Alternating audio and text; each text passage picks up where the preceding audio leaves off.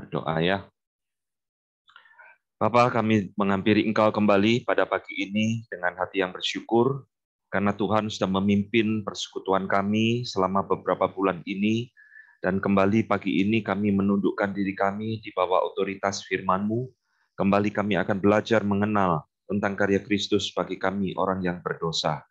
Tuhan berkati waktu yang Kau sudah sediakan ini, dan Tuhan juga memimpin hati dan akal budi kami, setiap kami yang mendengar dan mengikuti akan persekutuan ini.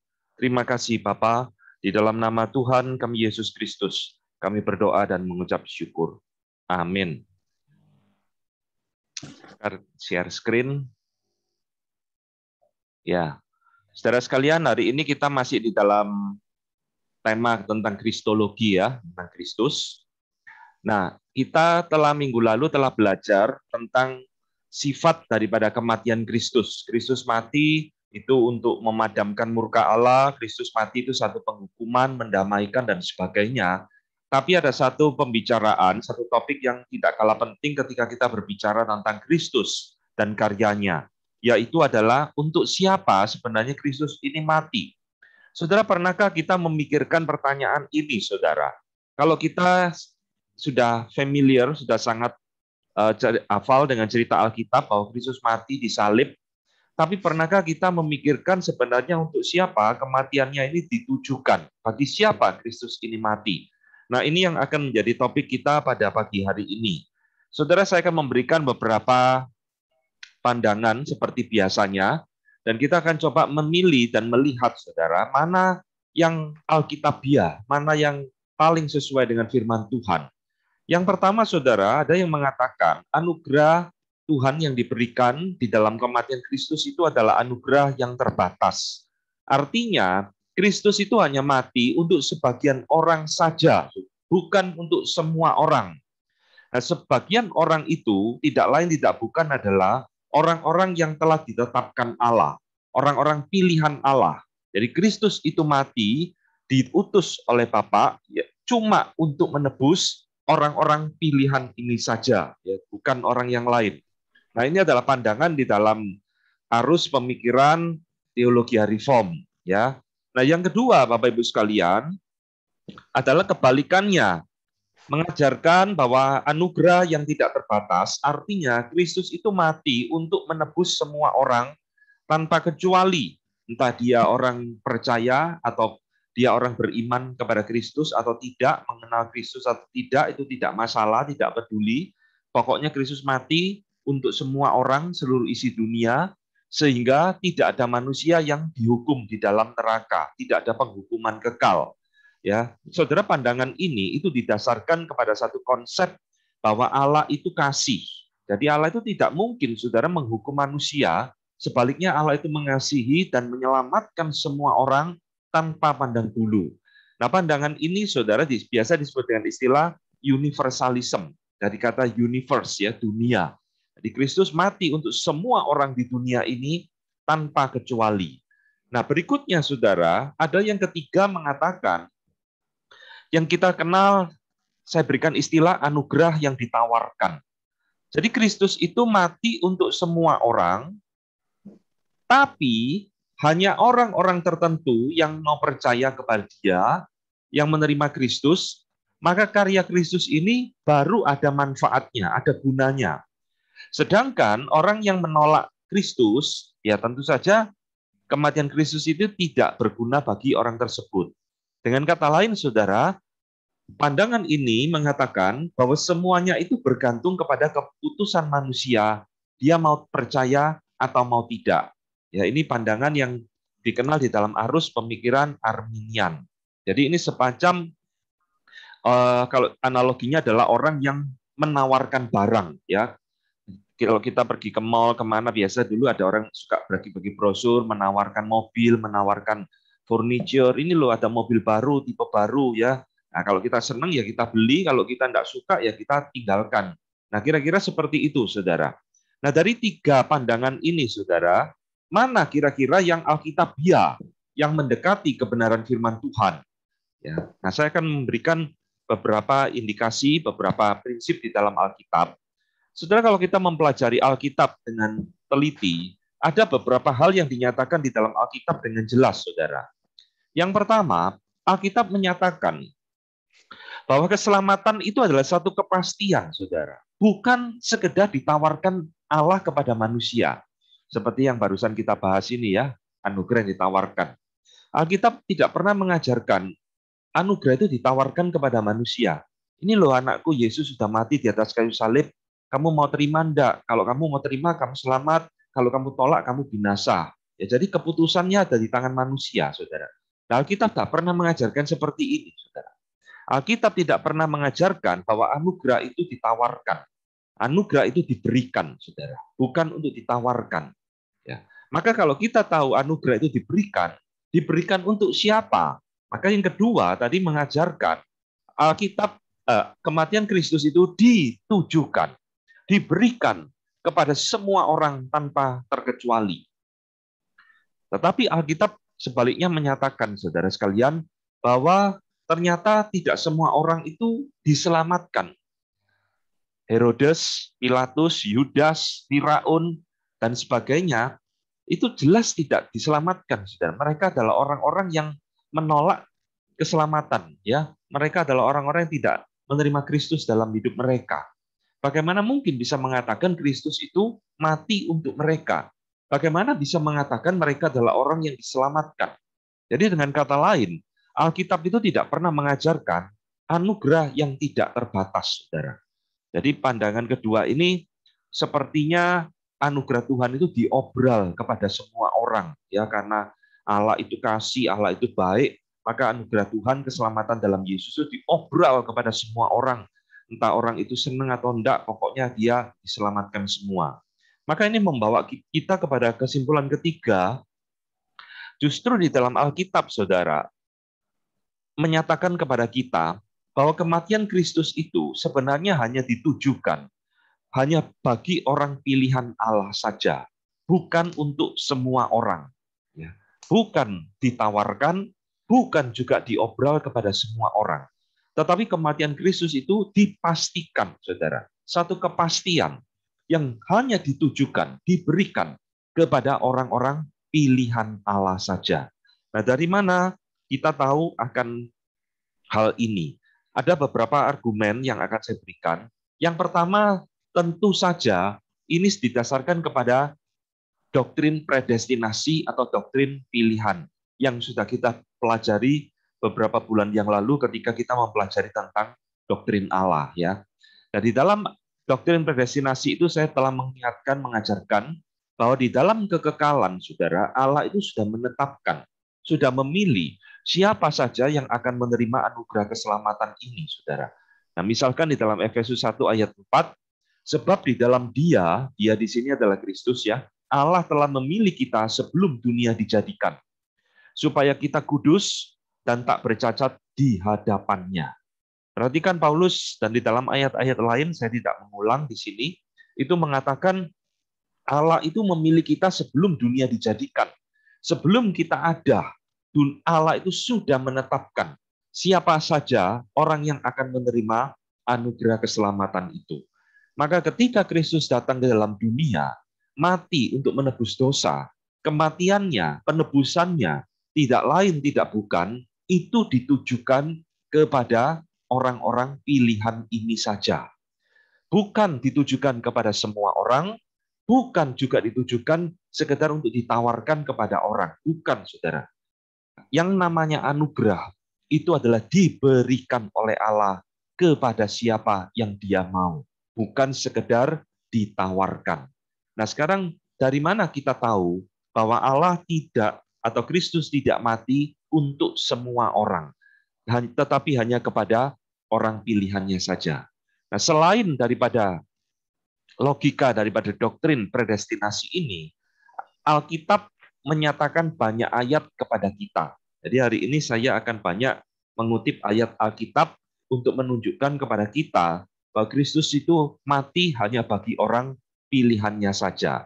Yang pertama, saudara, di dalam Matius 1 ayat 21, peristiwa atau berita tentang kelahiran Yesus, malaikat ngomong kepada Maria, ia akan melahirkan anak laki-laki dan engkau akan menamakan dia Yesus. karena dialah yang akan menyelamatkan umatnya dari dosa mereka. Perhatikan saudara, menyelamatkan umatnya, ya, umatnya. Bahasa Inggrisnya his people. Jadi umat Tuhan saja, orang-orang pilihan saja. Dia akan menyelamatkan umatnya, ya, bukan menyelamatkan semua orang. Efesus 5 ayat 23. Karena suami adalah kepala istri, sama seperti Kristus adalah kepala jemaat. Dialah yang menyelamatkan tubuh. Nah, saudara harus mengerti konteksnya. Efesus pasal 5 ini berbicara tentang hubungan suami istri, ya. Suami adalah kepala keluarga. Hai suami-suami, kasihilah istrimu. Hai istri-istri, hormatilah suamimu. Lalu Paulus menghubungkan saudara, itu seperti Kristus dan gerejanya. Kristus itu kepala gereja. Nah, gereja itu adalah tubuhnya. Maka di dalam ayat ini ngomong, dialah yang menyelamatkan tubuh. Jadi Kristus itu adalah kepala dari gereja, sama seperti kita memiliki kepala dan tubuh. Kristus itu menyelamatkan tubuh, yaitu siapa? Ya gerejanya, ya. Ini bahasa kiasan. Tubuh ini menunjuk kepada siapa? Ya kepada jemaat. Nah, ini kepala jemaat, kepada gerejanya. Jadi kematian Kristus itu ditujukan hanya bagi umatnya saja. Nah, Efesus 5 ayat 25 sambungannya. Hai suami, kasihilah istrimu sebagaimana Kristus telah mengasihi jemaat dan telah menyerahkan dirinya baginya, ya, bagi jemaat, bukan bagi semua orang, saudara. Penebusan Kristus itu tidak diobral. Lalu Kisah Rasul 20 ayat 28. Karena itu jagalah dirimu dan jagalah seluruh kawanan, karena kamulah yang ditetapkan Roh Kudus menjadi penilik untuk menggembalakan jemaat Allah yang diperolehnya dengan darah anaknya sendiri. Perhatikan, jemaat Allah. Ini kembali menunjuk kepada umat pilihan Tuhan. Ya, jemaat Allah yang diperoleh, yang ditebus dengan darah anaknya sendiri. Jadi ayat ini juga menunjukkan kematian Kristus itu ditujukan bagi jemaat Allah, umat pilihan Allah. Ya. Nah, di dalam Yohanes 10 ayat 15, ini lebih jelas lagi Tuhan Yesus yang ngomong. Sama seperti Bapa mengenal aku mengenal Bapa, dan aku memberikan nyawaku bagi domba-dombaku. Perhatikan saudara, Tuhan Yesus tidak memberikan nyawanya bagi sembarangan domba, tetapi hanya bagi domba-dombaku. Ya, orang pilihan Allah. Lalu di dalam ayat 26 pasal yang sama, tetapi kamu tidak percaya karena kamu tidak termasuk domba-dombaku. Nah, ini Tuhan Yesus ngomong kepada orang Yahudi yang tidak percaya kepada Dia. Kamu tidak percaya sebab kamu memang bukan domba-dombaku. Jadi tidak semua orang itu domba-dombanya Kristus, saudara. Ada orang-orang yang tidak dianggap miliknya Kristus, dan bagi mereka Kristus tidak mati menebus dosa mereka. Ya, aku memberikan nyawaku hanya bagi domba-dombaku. Berikutnya 1 Yohanes 4 ayat 10. Inilah kasih itu, bukan kita yang telah mengasihi Allah, tetapi Allah yang telah mengasihi kita dan yang telah mengutus anaknya sebagai pendamaian bagi dosa-dosa siapa, saudara? Dosa kita. Ya, kita ini siapa? Ya, umat Allah ini, umat tebusan Tuhan. Pendamaian bagi dosa-dosa kita. Berikutnya di dalam 1 Yohanes 3 ayat 16. Demikianlah kita ketahui kasih Kristus, yaitu bahwa Ia telah menyerahkan nyawanya untuk kita. Ya. Tidak dikatakan untuk semua orang, untuk seluruh dunia, tapi untuk kita. Jadi kita pun wajib menyerahkan nyawa kita bagi saudara-saudara kita. Ya, saya berikan beberapa ayat lagi. Roma 5 ayat 8. Akan tetapi Allah telah menunjukkan kasih-Nya kepada kita oleh karena Kristus telah mati untuk kita ketika kita masih berdosa. Untuk kita, untuk kita, untuk kita terus. Paulus mengulang-ulang. Yohanes 15 ayat 13. Tuhan Yesus kembali ngomong, tidak ada kasih yang lebih besar daripada kasih seseorang yang memberikan nyawanya untuk sahabat-sahabatnya. Ya. Lalu Tuhan Yesus di dalam ayat berikutnya ngomong, kamulah sahabat-sahabatku. Jadi lihat saudara, Tuhan Yesus memberikan nyawanya ini bukan sembarangan diobral kepada semua orang, tetapi untuk kepada orang-orang yang dianggap sahabat-sahabatnya, orang-orang pilihannya. Dan satu hal lagi, lihat di sini saudara. Yohanes 17 ayat 9, ini doa Tuhan Yesus kepada Allah Bapa. Aku berdoa untuk mereka. Mereka ini murid-murid ya, termasuk kita. Bukan untuk dunia aku berdoa, kata Tuhan Yesus. Tetapi untuk mereka yang telah Engkau berikan kepadaku. Sebab mereka adalah milikmu. Ya, saudara, ayat ini sangat jelas sekali. Tuhan Yesus ngomong, aku tidak berdoa untuk dunia. Tapi aku hanya berdoa untuk mereka, murid-murid ini, termasuk kita, yang telah Engkau berikan kepadaku. Ya, di dalam kekekalan, Allah itu memberikan orang-orang pilihannya kepada Kristus, dan untuk merekalah Kristus itu datang menebus mereka, orang pilihannya. Maka Tuhan Yesus ngomong, aku tidak berdoa untuk dunia. Saudara, kesimpulannya, saudara, dari semua ayat-ayat yang tadi kita baca ini, jelas ini menunjukkan bahwa penebusan Kristus itu tidak diobral, saudara. Seperti pandangan Arminian tadi, ataupun universalisme. Jadi Kristus itu mati bukan seperti salesman, saya sudah mati loh di atas kayu salib, ayo kamu percaya kepada saya, kamu akan selamat. Kalau kamu menolak saya, kamu akan binasa. Ayo percayalah terus seperti orang melas-melas supaya orang mau menerima dia. Bukan, saudara. Kematian Kristus itu sesuatu yang sudah pasti. Dia datang ke dalam dunia dengan tujuan yang jelas, mati di atas kayu salib untuk satu tujuan yang jelas. Dan juga kematian Kristus itu bukan seperti pandangan universalisme yang mengatakan Kristus mati untuk semua orang tanpa peduli. Orang itu mau terima dia atau tidak, pokoknya Yesus tebus semua. Oh, kasihan sekali, saudara. Penebusan Kristus seperti barang murahan yang diobral, ya, seperti barang yang tidak laku diobral. Saudara sekalian, ini adalah pemikiran-pemikiran yang salah tentang penebusan Kristus. Untuk siapa Kristus itu mati? Hanya bagi orang pilihannya saja. Nah, saya berikan beberapa kutipan, misalkan dari Charles Hodge ya. Charles Hodge mengatakan kalimat yang menarik.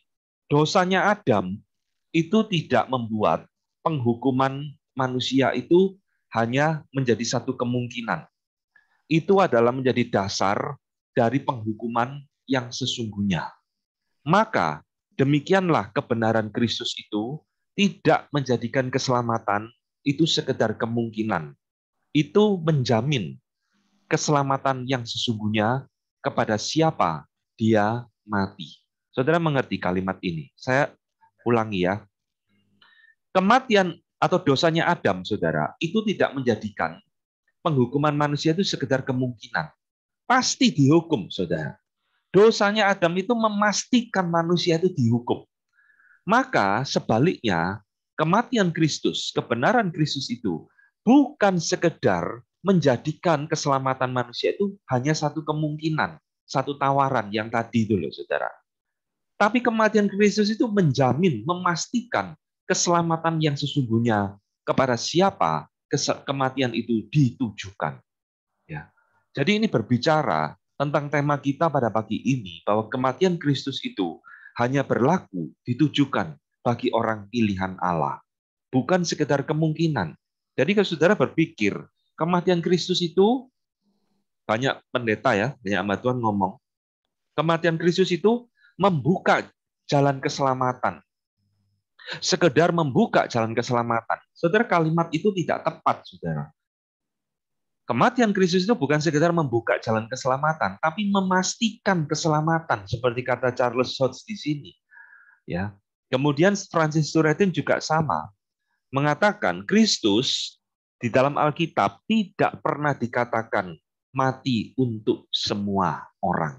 Jadi Kristus hanya mati bagi umatnya, bagi domba-dombanya, bagi sahabat-sahabatnya, bagi gerejanya, bagi orang pilihannya saja. Bukan kepada semua orang. Ya. Nah, saudara sekalian, sampai di sini kita sekarang tahu tentang tujuan atau manfaat kematian Kristus di atas kayu salib.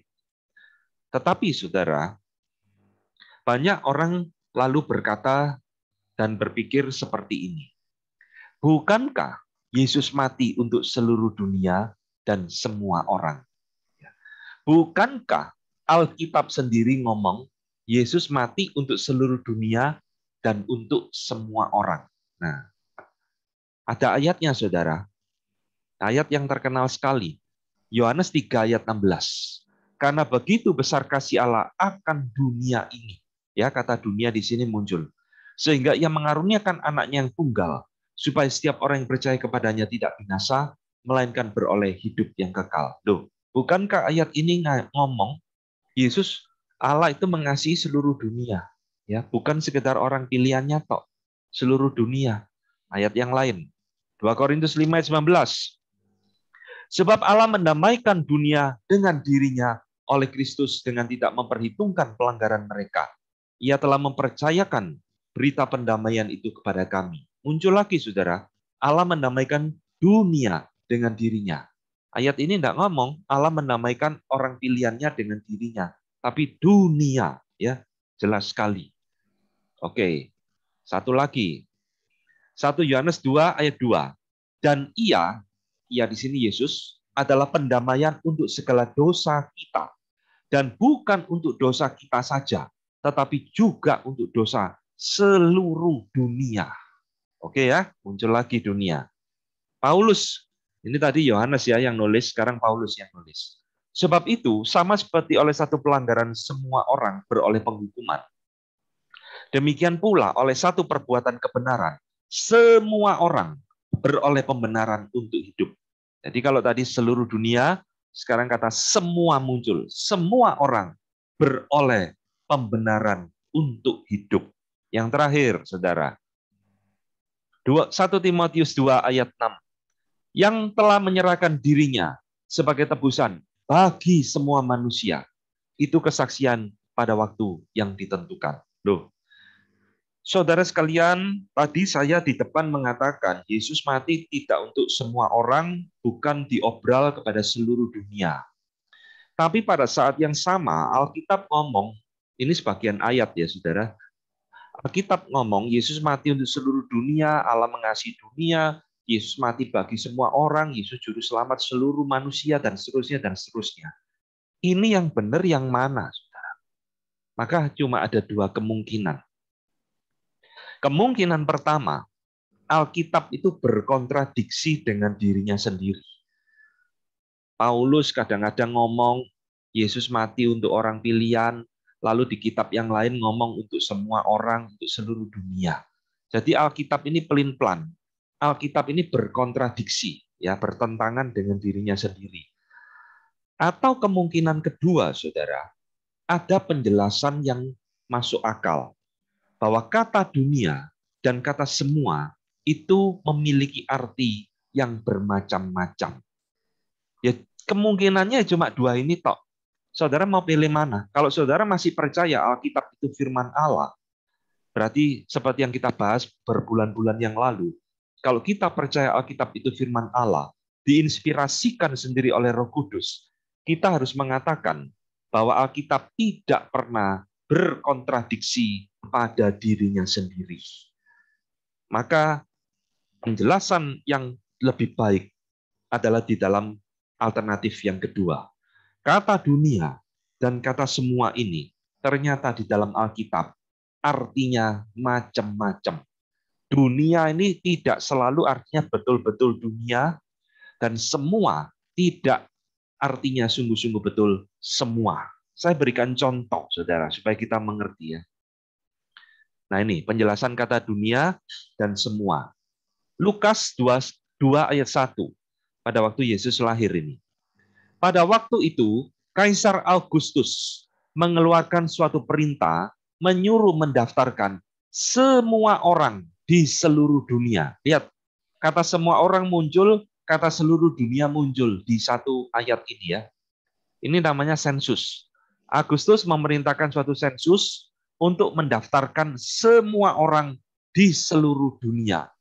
Saudara, ketika saudara membaca ayat ini, yang muncul di pikiran kita apa, saudara? Apa ya arti semua orang ini, orang seluruh dunia itu datang ke Roma untuk disensus? Dari India, dari China, Wah, kalau Indonesia zaman itu sudah ada dari Indonesia, datang dari Amerika, dari Belanda, semua datang tumplek-blek seluruh dunia ke Roma untuk daftarkan diri. Ya tidak, saudara. Jelas tidak artinya seperti itu. Lalu apa arti dari semua orang di seluruh dunia ini? Nah, saudara harus mengerti, kata semua orang di seluruh dunia ini, itu mewakili daerah jajahan Roma, saudara. Roma itu begitu, pada masa itu menjadi penguasa dunia, jajahannya begitu luas.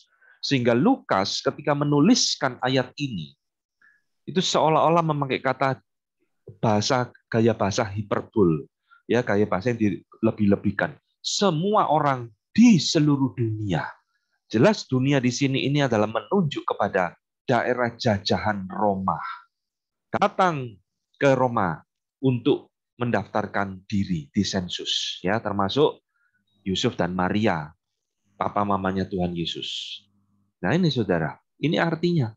Jadi kalau sudah membaca ayat ini, lalu saya pikir, wih, seluruh dunia datang ke Roma sensus. Tafsiran kita jadi kacau, saudara. Contoh lain ya, Kejadian 41 ayat 57.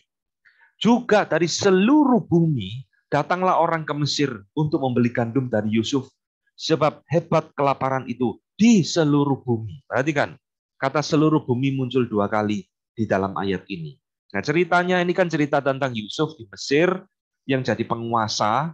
Tuhan berprovidensi sehingga bangsa Mesir pada waktu itu melalui mimpinya Yusuf berhasil menimbun atau menyimpan gandum yang cukup untuk kelaparan selama 7 tahun. Lalu saudara-saudaranya Yusuf datang ke Mesir untuk membeli makanan di Mesir, ya. Nah, perhatikan ayat ini, saudara. Lalu ayat ini ngomong, seluruh bumi datang ke Mesir untuk membeli gandum dari Yusuf. Saudara kalau membaca ayat ini, bagaimana kita memahami seluruh bumi, seluruh dunia?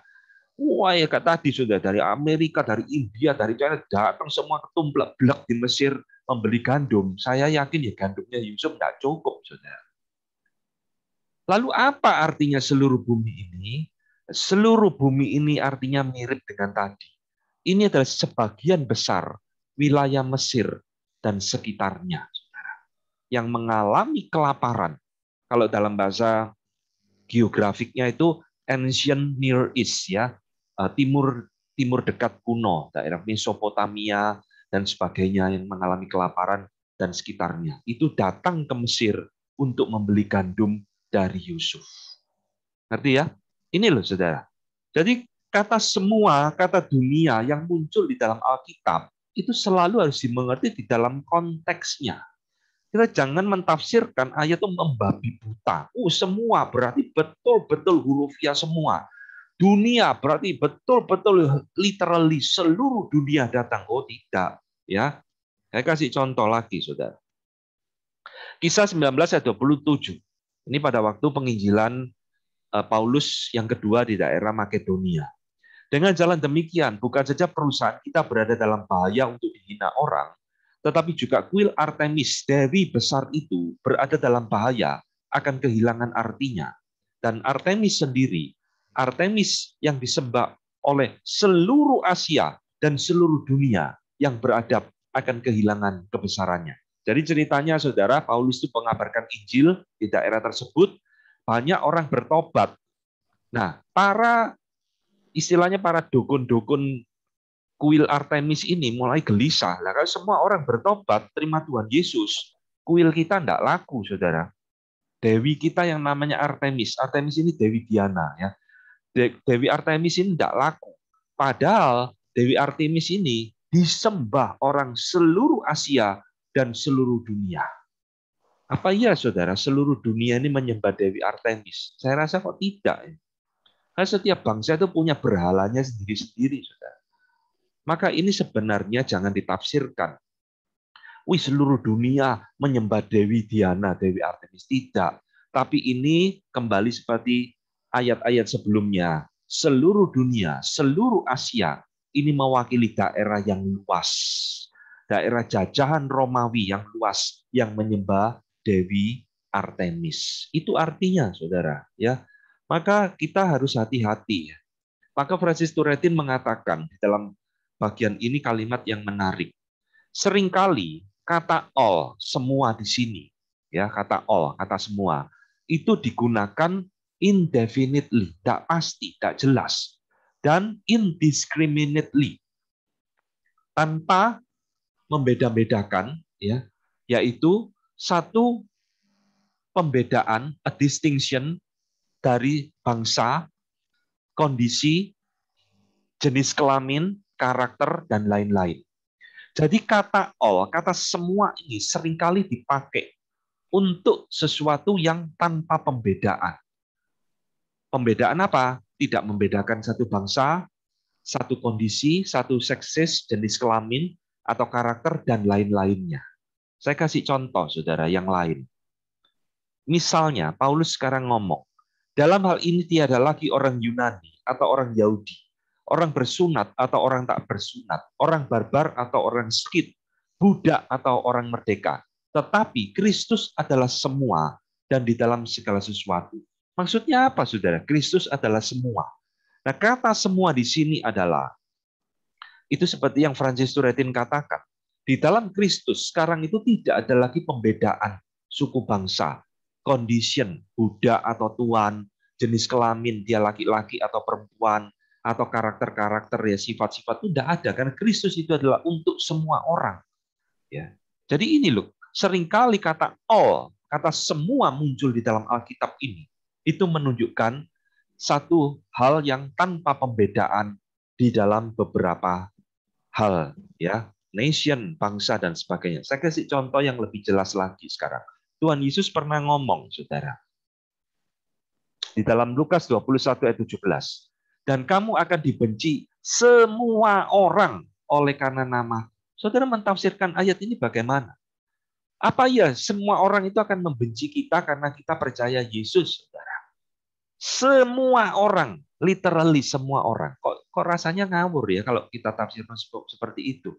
Lah kalau semua orang membenci kita karena kita percaya Yesus, dan tidak ada persaudaraan saudara seiman, saudara.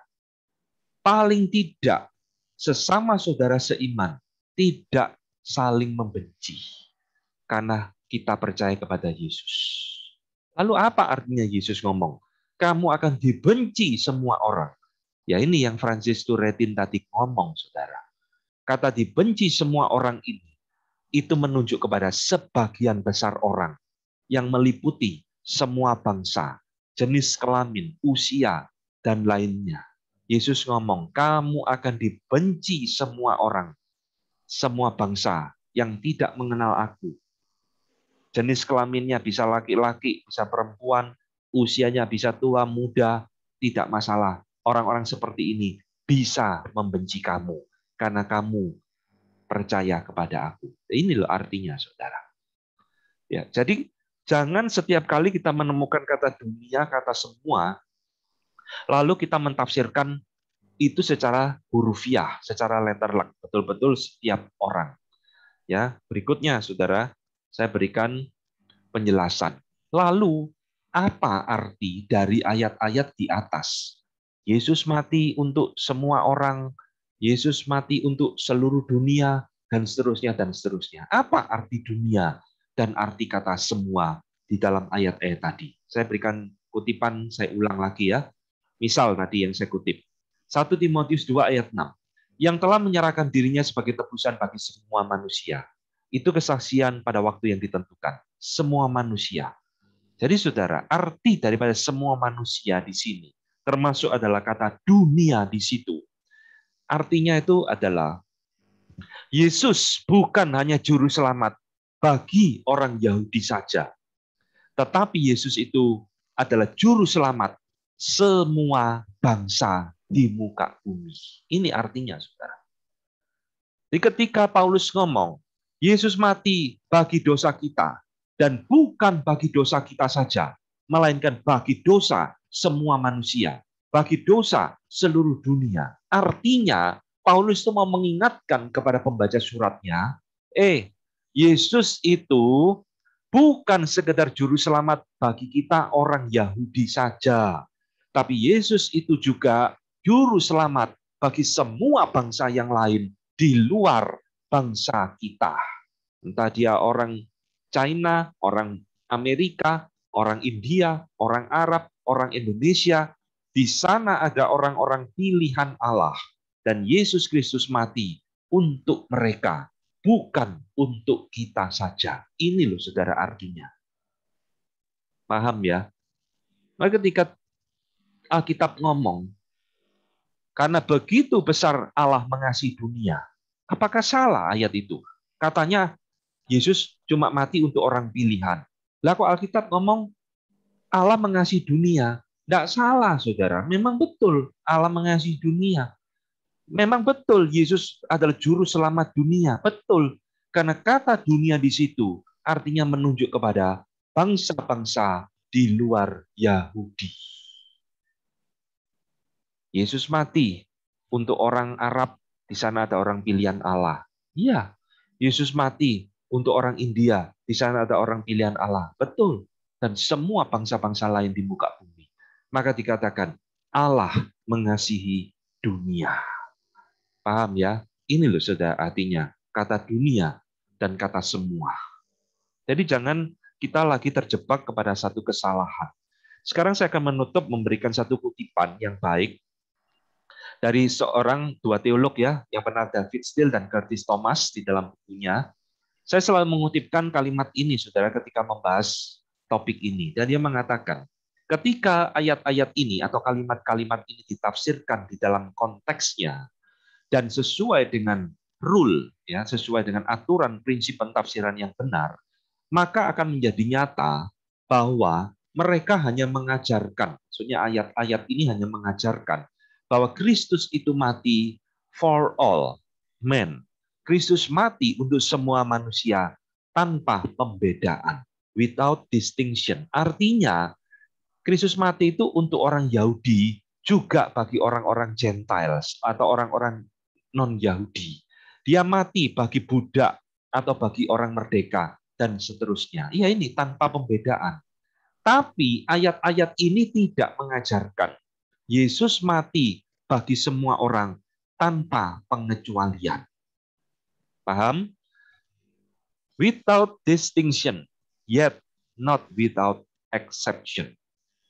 Jadi Kristus itu bukan mati untuk setiap orang, tapi Kristus mati untuk semua orang tanpa pembedaan. Entah dia orang Arab, orang Yahudi, orang China, orang Amerika, orang Belanda, Yesus menebus mereka jika di sana ada orang-orang pilihan Allah. Tapi bukan berarti Yesus menebus semua individu di dalam satu bangsa. Bukan seperti itu. Ya, jadi saudara sekalian, kenapa kok kita belajar seperti ini? Kenapa kok kita harus mengerti seperti ini? Saya ingin mengajarkan ini, saudara, supaya kita itu sadar dan mengerti apa sih arti anugerah yang sesungguhnya. Karena kita seringkali keliru mengerti arti tentang kata grace, anugerah. Kita anggap grace itu seperti ya tadi itu, sesuatu yang sudah ditawarkan.